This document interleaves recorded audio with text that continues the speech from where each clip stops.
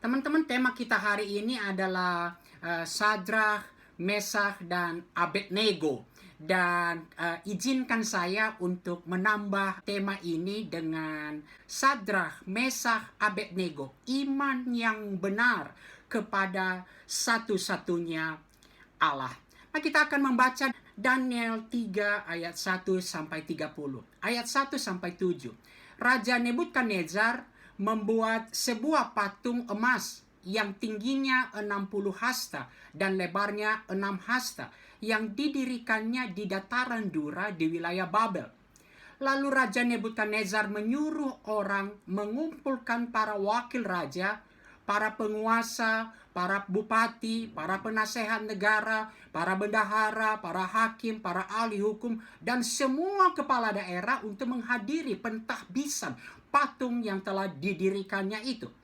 Lalu berkumpullah para wakil raja, para penguasa, para bupati, para penasehat negara, para bendahara, para hakim, para ahli hukum, dan semua kepala daerah untuk menghadiri pentahbisan patung yang telah didirikan Raja Nebukadnezar itu.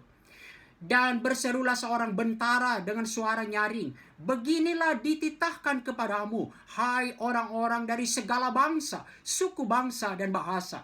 Demi kamu mendengar bunyi sangkakala, seruling, kecapi, rebab, gambus, serdam, dan berbagai-bagai jenis bunyi-bunyian, maka haruslah kamu sujud menyembah patung yang telah didirikan Raja Nebukadnezar itu. Siapa yang tidak sujud menyembah akan dicampakkan seketika itu juga ke dalam perapian yang menyala-nyala. Sebab itu demi segala bangsa mendengar bunyi sangkakala, seruling, kecapi, rebab, gambus, dan berbagai-bagai jenis bunyi-bunyian, maka sujudlah orang-orang dari segala bangsa, suku bangsa, dan bahasa, dan menyembah patung emas yang telah didirikan oleh Raja Nebukadnezar itu." Nah, teman-teman, pada bagian ini Sadrah, Mesakh, dan Abednego diperhadapkan dengan berhala, dan mereka diperhadapkan dengan tekanan yang begitu besar. Kalau kita lihat, tampaknya Daniel 3 ini, pembangunan patung ini adalah kelanjutan dari Daniel 2 setelah Daniel menafsirkan mimpi Nebukadnezar tentang sebuah patung besar. Itu pasal 2 ayat 31 sampai 45, dan mengatakan kepada Nebukadnezar bahwa Nebukadnezar lah sebagai kepala emas itu. Dia memiliki kerajaan yang mengagumkan dan kuat sekali. Dan betul, pada waktu itu Babel adalah penguasa dunia. Kita lihat tekanan yang besar. Ini adalah suatu proyek nasional, bahkan proyek dari suatu bangsa yang begitu besar, penguasa dunia pada waktu itu. Kemegahan patung itu, ukurannya tadi satu hasta itu 45 cm. Jadi tingginya 27 meter dan lebarnya 2,7 meter. Kemudian didirikan di dataran Dura, dia itu benteng kota. Kemudian kemegahan dari pentahbisan patung itu. Ini menunjukkan proyek besar dari Nebukadnezar yang sedang meninggikan dirinya sebagai Allah. Dan ada peringatan kematian, betapa seriusnya. Siapa saja yang menolak untuk sujud menyembah, itu adalah dicampakkan kepada api yang menyala-nyala. Dan ayat 7, semua bangsa menunjukkan sumpah kesetiaan kepada Nebukadnezar. Apa yang kita bisa lihat di sini? Ada atmosfer yang begitu besar yang memperhadapkan Sadrah, Mesakh, dan Abednego kepada berhala pada waktu itu, yaitu Nebukadnezar atau Allah yang disembah oleh Nebukadnezar. Nah, apa aplikasinya bagi kita? Teman-teman, meskipun mungkin kita tidak diperhadapkan dengan cara yang seperti persis dihadapi oleh Sadrah, Mesakh, Abednego, tetapi di setiap zaman selalu memunculkan berhala-berhala. Dan umat Allah di setiap zaman diperhadapkan dengan berhala-berhala ilah-ilah zaman ini. Ada yang muncul secara nyata, publik, tetapi beberapa juga muncul tanpa kita sadari. Dan mari kita ingat, berhala itu bisa dalam berbagai bentuk. Bisa dia begitu menggoda, menguasai kita, atau begitu mengancam, menekan. Tetapi berhala itu mengelilingi kita, ada di sekeliling kita. Waspadalah, waspadalah. Mari kita lanjutkan. Kalau tadi semua bangsa sujud menyembah, mari kita lihat apa yang dilakukan Sadrah, Mesah, dan Abednego. Pada waktu itu juga tampillah beberapa orang Kasdim menuduh orang Yahudi. Berkatalah mereka kepada Raja Nebukadnezar, "Ya Raja, kekalah hidup tuanku. Tuanku Raja telah mengeluarkan titah bahwa setiap orang yang mendengar bunyi sangkakala, seruling, kecapi, rebab, gambus, serdam, dan berbagai jenis bunyi-bunyian harus sujud menyembah patung emas itu. Dan bahwa siapa yang tidak sujud menyembah akan dicampakkan ke dalam perampian yang menyala-nyala." Ada beberapa orang Yahudi yang kepada mereka telah Tuanku berikan pemerintahan atas wilayah Babel, yakni Sadrah, Mesah, dan Abednego. Orang-orang ini tidak mengindahkan titah Tuanku. Ya Raja, mereka tidak memuja dewa Tuanku dan tidak menyembah patung emas yang Tuanku telah dirikan. Sadrah, Mesah, dan Abednego dituduh, didakwa oleh orang-orang Kasdim. Dan siapa itu orang Kasdim? Orang-orang Kasdim adalah para ahli nujum. Mereka juga adalah sesama pejabat di Babilonia. Dan dari cara mereka melaporkan kepada raja, itu menunjukkan ayat 12. Ada beberapa orang Yahudi yang kepada mereka telah Tuanku berikan pemerintahan wilayah atas Babel. Itu ada iri, ada persaingan di sana kepada posisi ketiga orang Yahudi tersebut. Dan dakwaannya begitu serius. Tidak mengindahkan titah raja. Tidak memuja Allah yang disembah raja. Tidak menyembah patung emas yang telah raja dirikan. Dan apa yang menjadi aplikasi bagi kita? Kalau di bagian pertama tadi, kita dikelilingi, diperhadapkan dengan berhala, ilah-ilah zaman ini. Tetapi kita tidak hanya diperhadapkan, kita juga dituding oleh dunia ini. Kita didakwa oleh dunia ini. Ada begitu banyak orang yang tidak senang akan ketaatan kita ketika kita belajar mau setia, tidak mau menyembah berhala-berhala. Ada banyak orang yang gak suka. Teman-temanku, ingat, hormat dan taat kepada Allah tidak selalu populer. Terkadang hal itu membawa kepada masalah yang serius dan bahkan situasi yang mengancam hidup. Dan bukankah ini kita alami di kampus? Setiap kali kita mau melakukan hal yang kudus, hal yang baik, sok suci lo. Ketika kita tidak ikutan menyontek, gak setia kawan lo. Dan berbagai ancaman, bahkan mungkin ancaman yang serius dan mengancam kehidupan kita. Ingat, hormat dan taat kepada Allah tidak populer. Ada banyak orang yang akan menuding dan mendakwa kita.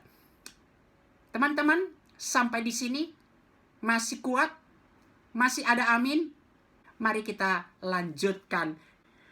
Sesudah itu Nebukadnezar memerintahkan dalam marahnya dan geramnya untuk membawa Sadrah, Mesah, dan Abednego menghadap. Setelah orang-orang itu dibawa menghadap raja, berkatalah Nebukadnezar kepada mereka, "Apakah benar, hai Sadrah, Mesah, dan Abednego, bahwa kamu tidak memuja dewaku dan tidak menyembah patung emas yang kudirikan itu? Sekarang jika kamu bersedia, demi kamu mendengar bunyi sangkakala, seruling, kecapi, rebab, gambus, serdam, dan berbagai-bagai jenis bunyi-bunyian, sujudlah menyembah patung yang kubuat itu. Tetapi jika kamu tidak menyembah, kamu akan dicampakkan seketika itu juga ke dalam perapian yang menyala-nyala. Dan dewa manakah yang dapat melepaskan kamu dari dalam tanganku?" Sadrah, Mesah, dan Abednego ditantang, kembali digoda untuk menyembah Allah dan patung yang didirikan oleh Nebukadnezar. Dalam kemarahannya, Nebukadnezar menantang sekaligus memberikan kesempatan kedua kepada Sadrak, Mesad, dan Abednego untuk menyembah patung emas. Mengapa? Mungkin karena mereka adalah temannya Daniel. Mungkin karena mereka juga adalah pejabat penting dan sudah menunjukkan loyalitas selama ini. Atau juga mungkin Nebukadnezar sedang menguji kebenaran tuduhan orang Kasdim. Teman-teman, biasanya kita melihat di sini ada dua ancaman. Dan ancaman ini adalah, ingat, ancaman dari penguasa dunia pada waktu itu. Dan apakah ancaman yang sering kita lihat? Ancaman yang sering kita lihat hanyalah soal dilemparkan ke api yang menyala-nyala. Itu yang menjadi serius bagi kita. Dilemparkan kepada api yang menyala-nyala. Tetapi kalau kita lihat, bagi Sadrak, Mesad, dan Abednego, bukan itu inti permasalahan. Tentu ancaman pertama. Tetapi jika kamu tidak menyembah, kamu akan dicampakkan seketika itu juga dalam perapian yang menyala-nyala. Tentu itu masalah besar. Ancamannya mati. Tetapi ada satu pertanyaan yang diajukan oleh Nebukadnezar dan menjadi kunci dari semua peristiwa itu apa? Dan dewa manakah yang dapat melepaskan kamu dari tanganku? Dia seperti menantang Allah Sadrak, Mesah, dan Abednego. Apakah Allahmu yang kau sembah itu akan sanggup melepaskan engkau dari tanganku? Dari kekuasaanku? Tidak hanya sekedar ancaman masuk ke dalam perapian yang menyala-nyala, tetapi ancaman yang terbesar adalah siapa, Allah mana yang akan dapat melepaskan kamu dari tanganku. Hari ini kita pun terus ditantang akan hal itu. Umat Allah akan terus ditantang, digoda untuk terus menyembah berhala, ilah-ilah dunia ini. Dan kita akan diperhadapkan. Gua lihat loh. Teman-teman, sejak saya mengenal Tuhan di POF MIPA UI, saya mengambil satu komitmen, tidak akan menyontek. Dan orang-orang berkata, gua lihat loh, kalau kamu tidak nyontek. Apakah imanmu menyelamatkan engkau? Dan itu yang seharusnya menjadi ancaman yang jauh lebih besar bagi kita dibanding ancaman soal masuk kepada perapian.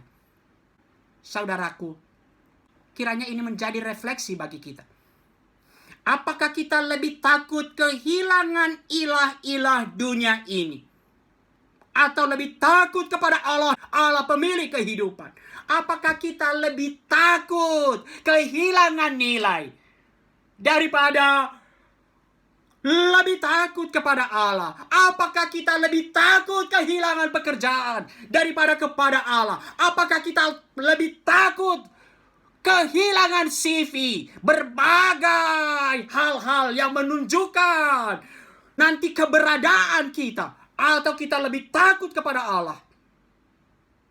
Atau sebut kepada saya, apakah kita lebih takut kehilangan banyak hal?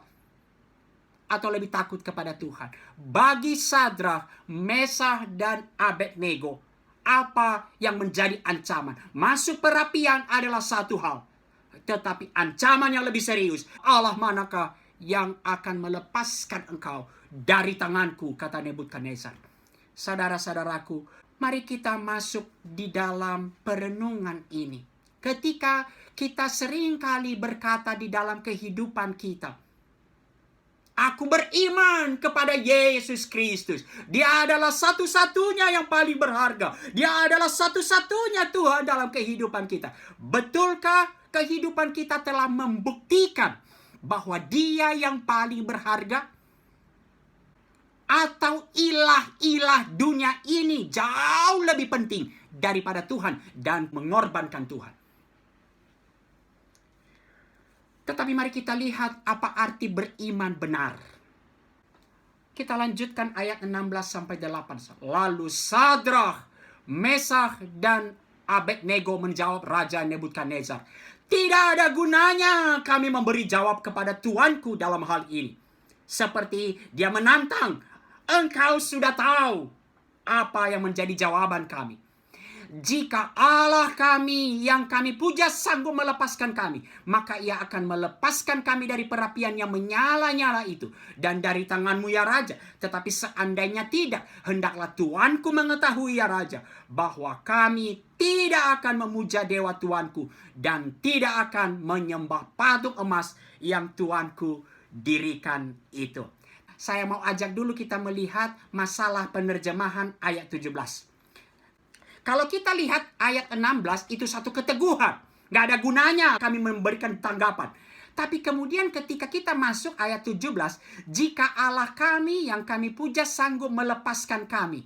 Seperti apa kalau artinya itu? Jika Allah kami yang kami puja sanggup melepaskan kami. Berarti kalau jika Allah kami, mereka belum yakin sepenuhnya. Betul ya? Nah, inilah masalah terjemahan. Kalau kita lihat bahasa aslinya, tidak demikian. Ada satu yang kurang dan saya berikan beberapa contoh. Ada kurang satu kata, kalau ditambah saja if so. Apa artinya?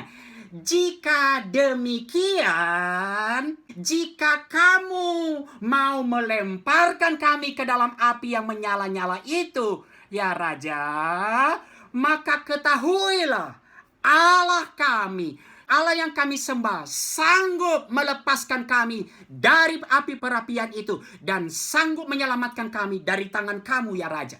Dan kita lihat inilah jawaban mereka dari pertanyaan. Apa inti pertanyaan? Allah manakah yang sanggup melepaskan kamu? Jadi seharusnya jika demikian engkau mau melemparkan kami, maka kira-kira gitu. Sadrah, Mesakh, dan Abednego menjawab tantangan Nebukadnezar. Dan apa jawabannya? Tantangannya adalah, Allah mana yang akan sanggup melepaskan engkau dari tanganku? Dan mereka berkata, ya, Allah Yahweh, Allah yang kami sembah akan melepaskan kami dari tangan. Itu jawaban mereka. Jadi intinya beriman kepada Allah Yahweh, satu-satunya yang sanggup melepaskan. Nah, mari kita lihat ada 2 poin dari beriman secara benar. Ayat 17 menyatakan Allah Yahweh yang kami sembah sanggup melepaskan kami. Tidak ada keraguan sama sekali. Tetapi ayat 18, apakah artinya Allah kami tidak berkuasa? No. Seandainya tidak kami dilepaskan dari furnace itu, Dia tetap satu-satunya Allah yang kami sembah. Tetapi seandainya tidak, maka kemudian kehendak Allah yang kami sembah tidak seperti yang kami pikirkan, tidak seperti yang kami inginkan. Kami akan tetap menyembah satu-satunya Allah. Dan mereka bersedia mati jika Allah tidak melepaskan mereka. Tetapi ini tidak berarti ketidakberimanan mereka bahwa Allah sanggup melepaskan mereka, dan inilah iman yang benar. Hari ini teman-temanku, kita beriman seringkali yang mana yang paling kita tonjolkan? Allah sanggup, Allah baik, pasti. Dan kemudian kita mengatakan pasti Dia lepaskan kita. Dan itu selalu iman yang masih sepihak. Iman yang benar artinya percaya sepenuhnya kepada Allah dan tunduk kepada kedaulatan Allah. Apa artinya? Percaya pada Allah yang Maha Kuasa. Ia berkuasa. Dan dengan kerendahan hati mempersilahkan, menerima, dan menundukkan diri pada apapun kehendak Allah. Teman-temanku, Allah berkuasa menyembuhkan penyakit? Kalau tidak sembuh, Allah tetap baik? Masih ada amin? Ini yang ditunjukkan oleh tokoh-tokoh Alkitab. Bahkan ketika kita belum tahu apa kehendak Allah, kita punya satu keyakinan bahwa Allah sanggup melepaskan saya. Tetapi saya belum tahu kehendak Allah, dan kiranya kehendak Allah jadi atas saya menerima dan menundukkan diri pada apapun kehendak Allah. Dan itu inti dari iman yang benar Sadrak, Mesakh, dan Abednego. Teman-teman, kenapa para tokoh-tokoh perjanjian lama sering pakai kata mungkin? Apakah ini ragu? Tidak. Kaleb ketika meminta tanah, dia mengatakan, oleh sebab itu berikanlah kepadaku pegunungan yang dijanjikan Tuhan pada waktu itu, sebab engkau sendiri mendengar pada waktu itu bahwa di sana ada orang-orang enak dengan kota-kota yang besar dan berkubu. Dan kalau kita tahu, orang-orang enak adalah orang-orang raksasa. Maka di sini, di bagian ini tidak ada keraguan Kaleb bahwa Tuhan menjanjikan tanah itu kepada dia, dan Tuhan akan sanggup menolong dia mengalahkan orang-orang enak. Tapi kalau kita lihat kemudian kata mungkin Tuhan menyertai aku sehingga aku menghalau mereka seperti yang difirmankan Tuhan. Teman-teman, apakah ini keraguan? Tidak. Tapi ini adalah ketundukan pada kehendak Allah. Saya belum tahu apakah saya bisa menghalau itu. Kalaupun tidak, saya memegang janji Tuhan. Sama Yonatan, berkatalah Yonatan kepada bujang pembawa senjatanya, mari kita menyeberang ke dekat pasukan pengawal orang-orang yang tidak bersunat itu, kepada lawan. Mungkin Tuhan akan bertindak untuk kita. Kalau kita baca mungkin, ragu-ragu nih. Tapi sebab bagi Tuhan tidak sukar untuk menolong, baik dengan banyak orang maupun hanya kita berdua. Apa artinya? Ada satu keyakinan Allah sanggup menolong kita walaupun kita hanya berdua untuk mengalahkan mereka. Tetapi mungkin belum tahu kita apakah Allah mau melakukannya untuk kita. Apakah itu kehendak Allah. Dan sikap ini harus kita terus pelihara. Inilah beriman yang benar. Maka kita harus berdoa. Jika Allah mau, Allah sanggup. Kita harus mulai belajar hal ini. Saya ambil contoh, teman-teman. Apakah suatu saat akan ada suatu penyakit dari orang-orang yang kita kasihi, bahkan kita sendiri, yang tidak akan tersembuhkan dan bahkan membawa kematian? Ya, pasti suatu saat akan ada. Siapapun pasti ada. Akan ada sesuatu penyakit yang mematikan, yang tidak tersembuhkan walaupun kita puasa 40 hari 40 malam. Maka mulai belajar sekarang apa artinya beriman. Beriman Allah sanggup menyembuhkan penyakit. Karena kita belum tahu, maka kita mohon kemurahan Allah, sembuhkanlah. Kita harus belajar untuk menyatakan, jadilah menurut kehendakmu. Jika kehendakmu penyakit tidak tersembuhkan, ajar kami untuk melewatinya. Berikan kekuatan untuk melewatinya. Itulah beriman yang benar. Allah tidak selalu membebaskan anak-anaknya dari penderitaan. Namun demikian, baik Allah akhirnya membebaskan atau tidak, keyakinan akan kuasa dan kebaikan Allah tidak pernah berkurang. Ada amin? Dan itu yang ditunjukkan oleh Sadrak, Mesakh, dan Abednego. Kita mau mulai belajar mengaplikasikan, itulah beriman yang benar. Hari ini kekristenan kita seringkali penuh dengan pekik kemenangan. hanya satu sisi. Tuhan pasti, Tuhan pasti, Tuhan pasti. Tentu kita memohon kemurahan Allah. Allah sanggup. Tapi ajar kami ya Tuhan. Jika tidak, Engkau tetap Allah yang berkuasa dan Allah yang baik. Mari kita lihat lanjutan dari ini. Maka meluaplah kegeraman Nebukadnezar. Air mukanya berubah terhadap Sadra, Mesa, dan Abednego. Lalu diperintahkannya supaya perapian itu dibuat 7 kali lebih panas dari yang biasa. Kepada beberapa orang yang sangat kuat dari tentaranya dititahkan untuk mengikat Sadra, Mesa, dan Abednego untuk mencampakkan mereka ke dalam perapian yang menyala-nyala itu. Lalu diikatlah ketiga orang itu dengan jubah, celana, topi, dan pakaian-pakaian mereka yang lain dan dicampakkan ke dalam perapian yang menyala-nyala. Karena titah raja itu keras, dipanaskanlah perapian itu dengan luar biasa, sehingga nyala api itu membakar mati orang yang mengangkat Sadrah, Mesa, dan Abednego itu ke atas. Tetapi ketiga orang itu, yaitu Sadrah, Mesa, dan Abednego, jatuh ke dalam perapian yang menyala-nyala itu dengan terikat. Kemudian terkejutlah Raja Nebukadnezar, lalu bangun dengan segera. Berkatalah ia kepada para menterinya, bukankah 3 orang yang telah kita campakkan dengan terikat ke dalam api itu? Jawab mereka kepada raja, benar ya raja. Katanya, tetapi ada 4 orang yang kulihat berjalan-jalan dengan bebas di tengah-tengah api itu. Mereka tidak terluka, dan yang keempat itu rupanya seperti anak dewa. Lalu Nebukadnezar mendekati pintu perapian yang bernyala-nyala itu.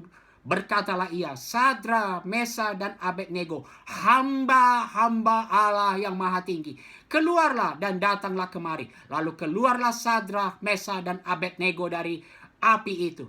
Dan para wakil raja, para penguasa, para bupati, dan para menteri raja datang berkumpul. Mereka melihat bahwa tubuh orang-orang ini tidak mempan oleh api, bahwa rambut di kepala mereka tidak hangus, jubah mereka tidak berubah apa-apa, bahkan bau kebakaran tidak ada pada mereka. Allah bersama Sadrah, Mesak, dan Abednego. Karena kemarahan yang sangat besar dari Nebukadnezar, perapian itu dibuat 7 kali lebih panas dari yang biasa. Sampai-sampai yang mengangkat Sadra, Mesa, Abednego mati. Tetapi bagaimana dengan Sadra, Mesa, Abednego? Mereka dilemparkan dalam perapian itu dengan terikat. Mereka tidak bisa menolong diri sendiri. Tetapi disinilah kemudian kita melihat providensia Allah. Sadra, Mesa, Abednego tidak terbakar. Dan Nebukadnezar melihat ada 4 orang berjalan-jalan dengan bebas di tengah-tengah api yang menyala-nyala itu. Allah berjalan bersama-sama hamba-hambanya yang setia. Providensia Allah. Penyertaan Allah. Itulah yang dilihat oleh Nebukadnezar. 4 orang berjalan-jalan. Dan yang 1 orang itu seperti anak dewa. Apa yang kita bisa pelajari di sini? Umat Allah, mari kita yakin. Allah selalu bersama dengan kita. Tidak peduli apapun kondisi, situasi, keadaan yang mengancam di dunia ini. Allah bersama. Dan itu keyakinan Sadrah, Mesah, dan Abednego. Tetapi saya ingatkan kembali. Ingat, Tuhan bersama kita. Teman-teman, dari kisah Sadrah, Mesah, Abednego ini gampang. Kemudian kita melihat, ya Tuhan ada. Kenapa? Tidak terbakar. Tapi kalau terbakar, mari kita lihat iman Sadrah, Mesah, Abednego. Sebelum itu mereka memproklamirkan, sekalipun terbakar, Allah bersama kami. Tuhan bersama kita tidak selalu berarti terpenuhinya apa yang kita inginkan. Pikirkan seperti pembebasan dari masalah. Teman-teman, kalau kita sering nyanyi Mazmur 23, bagian mana yang paling kita suka? Ia membaringkan daku di padang yang berumput hijau.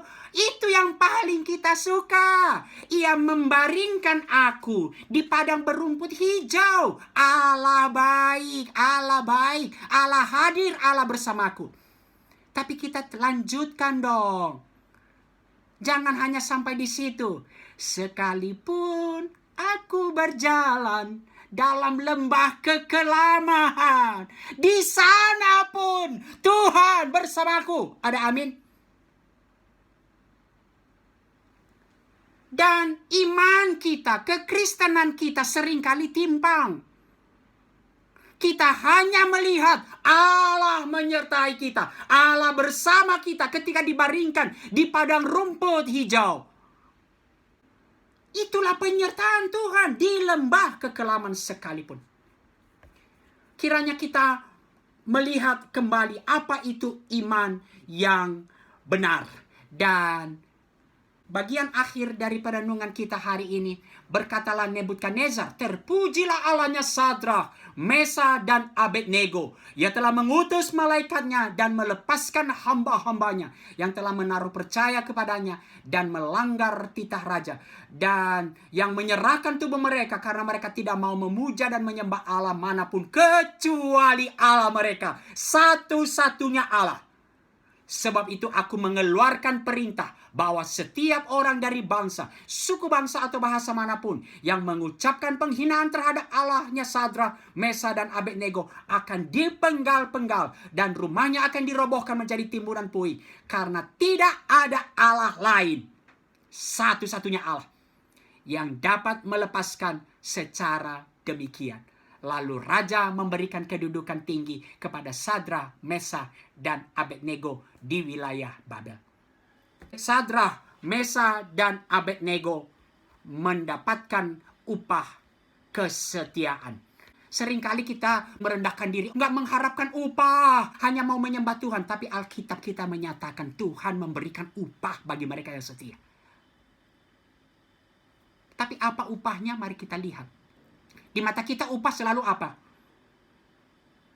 Bagian terakhir ayat 30. Mata kita langsung tertuju ke situ. Itulah upah orang-orang setia. Tapi bukan itu.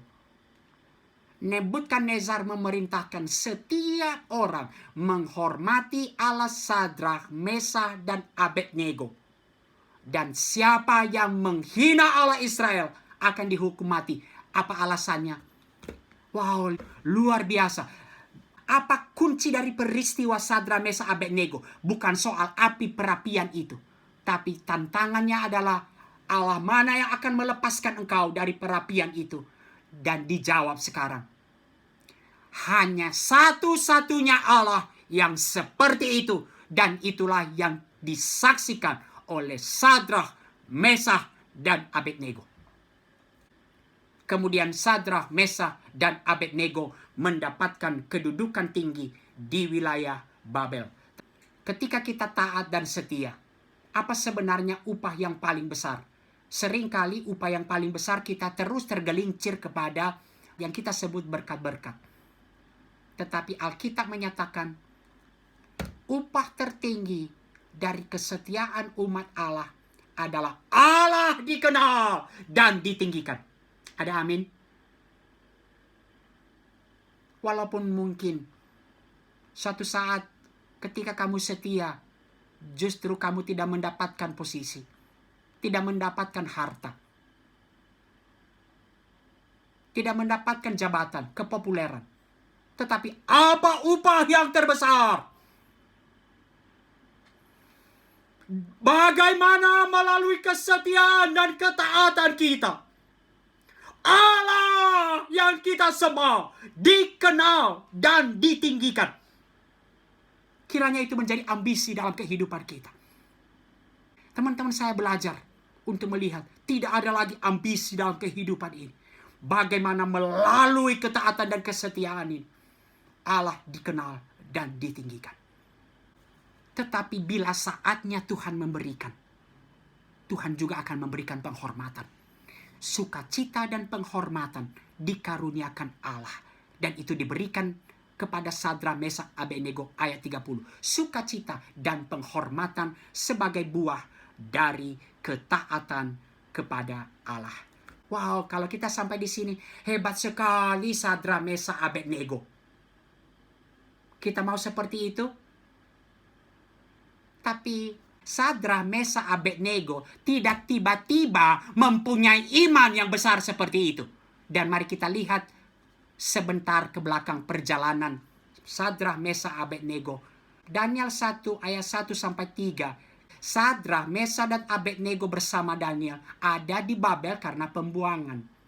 Mengapa mereka dibuang? Karena penghukuman Allah karena dosa. Dan itu menunjukkan Sadrak, Mesak, dan Abednego dibesarkan di tengah kondisi bangsa Israel yang berdosa, yang secara moralitas dipimpin oleh pemimpin-pemimpin yang bobrok. Hari ini terlalu banyak alasan kita mengatakan, bagaimana bisa bertumbuh? Di sekeliling saya, orang-orang terus menekan saya. Orang-orang yang tidak mengenal Allah di dalam dunia yang berdosa ini. Tetapi Sadrak, Mesak, Abednego telah berjuang. Mereka dapat terus mengenal Allah. Sejak dari awal, diperkirakan mereka dibuang itu umur mereka belasan tahun. Tidak ada dalih iman runtuh dan tidak bertumbuh hanya karena lingkungan bobrok. Mari kita lihat ketika mereka sampai di Babel. Di Babel mereka mendapatkan tantangan, lingkungan yang begitu menyembah berhala. Mereka diajarkan tulisan bahasa orang Kasdim. Dan tulisan itu selalu merujuk kepada Allah. Tantangan perubahan pola pikir. Kemudian makan dari santapan raja. Itu berbicara tantangan perubahan gaya hidup. Lalu perubahan nama. Tantangan perubahan relasi dengan Allah. Jadi nama-nama Daniel, Hananya, Misael, Azaria itu nama-nama yang menyandang nama Allah. El itu Allah. Ya itu singkatan dari Yahweh. Jadi semua nama mereka itu adalah menyandang nama Allah. Ketika mereka sampai di Babel, nama mereka dirubah dan itu ancaman perubahan relasi dengan Allah. Daniel, Allah adalah hakimku, sekarang Bel adalah pelindungku. Hananya menjadi Sadrak, menjadi perintah dari aku. Dan Misael, siapa yang seperti aku? Dan Azaria, pelayan dari Nabu, anak Bel. Semua itu adalah tantangan. Tetapi Daniel, Sadrak, Mesak, dan Abednego berketetapan hati untuk tidak menajiskan diri dengan santapan raja dan dengan anggur yang biasa diminum raja. Teman-teman, ini satu eksposisi sendiri ini. Tapi mengapa mereka secara khusus tidak mau kompromi soal makanan? Karena mereka tidak mau kompromi apa yang secara jelas diperintahkan dalam Taurat. Kalau kita baca Imamat 11, makanan halal dan haram memberikan atau melambangkan identitas mereka sebagai umat Allah yang kudus dan membedakan mereka dengan bukan umat Allah. Sadrak, Mesak, dan Abednego telah belajar untuk taat dan tidak kompromi, dimulai dari hal-hal kecil dari hari ke hari. Teman-temanku, mau seperti Sadrak, Mesak, Abednego mau mengatakan, sekalipun mati, saya akan setia kepada Allah. Jangan buru-buru dulu. Belajar dari hal-hal kecil. Itu yang ditunjukkan oleh Sadrak, Mesak, dan Abednego. Ketika santapan makan raja, kan tidak ada ancaman. Tidak ada ancaman mati. Tapi mereka mulai belajar untuk tidak kompromi dan taat kepada Taurat. Bertumbuh dalam iman dimulai dengan taat kepada firman Tuhan dan tidak kompromi dengan dosa, mulai dari hal-hal kecil dan dilakukan dari hari ke hari. Kalau kita lihat cerita Daniel 1, berapa tahun mereka seperti itu? 3 tahun. Dari hari ke hari. Teman-temanku, saya suka ketawa kalau adik-adikku itu ya mahasiswa suka turun ke jalan berjuang. Lawan korupsi, lawan korupsi. Kalau kamu masih nyontek, itu bibit-bibit. Sekarang kamu nyontek. nanti ya itu sama. Kamu tidak akan tahan kepada korupsi yang besar. Kalau kamu nggak mau belajar sekarang. Kamu tidak akan tahan kepada godaan harta. Kalau kamu tidak mulai belajar untuk mencukupkan dirimu pada apa yang kamu punya dari sekarang. Jika beriman kepada Allah merupakan hal yang penting, Anda perlu memiliki kerinduan untuk menaati Allah dan bertekad untuk bertindak sesuai dengan kerinduan tersebut. Mereka juga berjuang. Mereka mengalami providensi penyertaan Allah. Allah mengaruniakan mereka kasih sayang dari orang lain, hikmat, kesehatan, pengetahuan. Tapi mereka juga berjuang. Providensi Allah tidak pernah menghilangkan tanggung jawab mereka untuk belajar dan bekerja keras. Jangan kamu bilang nanti, saya sudah tidak menyontek. Kenapa Tuhan tidak menolong saya waktu ujian? Tidak. Allah akan berikan kepada kamu hikmat. Tapi kamu berjuang, belajar keras. Lalu terakhir, Daniel ketika di pasal 2 soal mimpi raja yang sangat sulit. Apa yang mereka lakukan? Daniel pulang memberitahukan itu Hananya, Misael, dan Azaria. Lihat, dalam relasi mereka dan relasi dengan Allah, mereka tetap dengan identitas mereka, nama mereka.